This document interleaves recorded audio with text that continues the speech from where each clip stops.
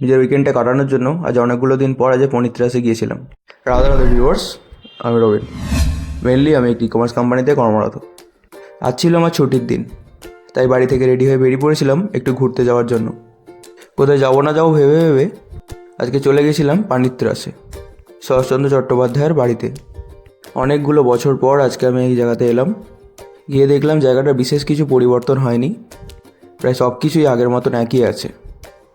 আর জায়গাটা নিয়ে বিশেষ কিছু আমার বলারও নেই, কারণ জায়গাটা এতটাই শান্ত প্রকৃতির যেখানে যে কারো গেলে সবারই ভালো লেগে যাবে। জায়গাটা অনেক বেশি পরিষ্কার পরিচ্ছন্ন আর শান্ত প্রকৃতির। প্রায় রোজেরই অনেক মানুষ এখানে ভিড় করে। আমি যতদূর জানি এখানে সব থেকে বেশি ভিড় হয় ডিসেম্বর জানুয়ারি মাসের দিক করে, কারণ পাশেই রূপনারায়ণ নদীর চড়া, আর অনেক মানুষ এখানে পিকনিক করতে আসে। আমিও একবার ফ্যামিলি পিকনিকে এসেছিলাম, তাই এই ব্যাপারটা খুব ভালো করেই জানি। তারপর ওখান থেকে বেরিয়ে সোজা চলে গেলাম নদীর পাড়ে। সানডের দিনে যতটা ভিড় এক্সপেক্ট করেছিলাম সেই পরিমাণে ভিড় ছিল না, যদিও আমি একটু লেট করেই গিয়েছিলাম ওখানে।